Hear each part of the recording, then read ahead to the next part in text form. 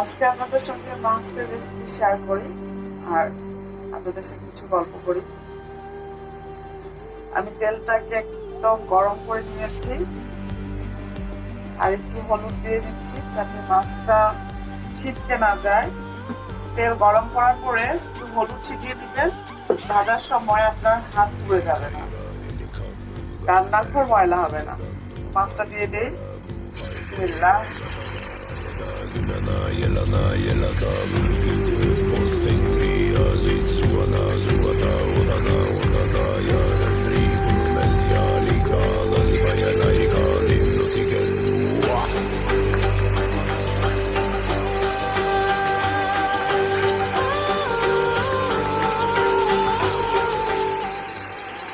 আজকে মাছটা অনেক শর্টকাটে করবো।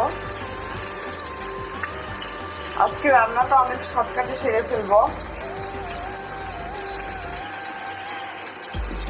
কারণ পরশুদিন আমাদের রমজানের জন্য একটু প্রিপারেশন আছে, একটু গুছাগাছির ব্যাপার আছে, পরিষ্কারের ব্যাপার আছে।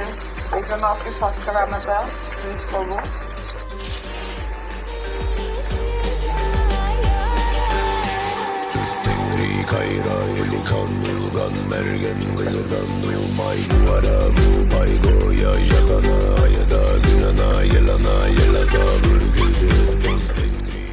এই রমজানে আমরা কম বেশি সবাই পরিষ্কার থাকার চেষ্টা করি।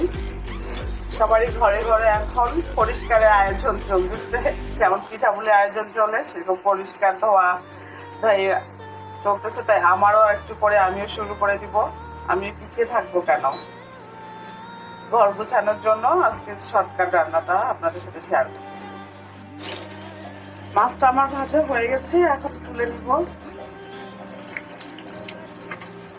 বন্ধুরা, আজকে একটু তাড়াহুড়ো করে রান্নাটা করতেছি, কেন পরশুদিন রোজা, একটু ঘর বাড়ি গুছিয়ে নিতে হবে।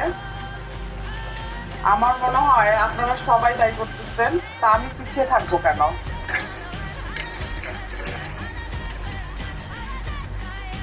আমিও আপনাদের সাথে পাল্লা দিয়ে ঘর বাড়ি কম্পিটিশন লেগে যাই।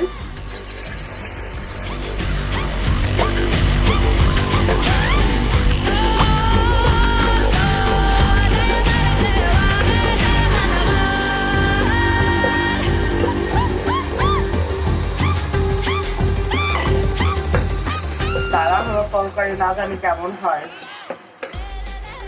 কেউ কি খেতে পারবে? কমেন্টে জানাবেন।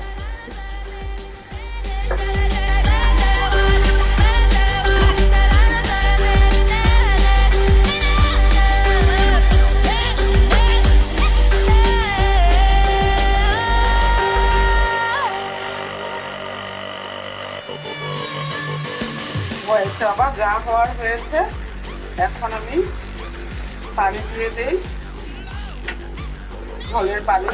মাছটা দিয়ে দেই।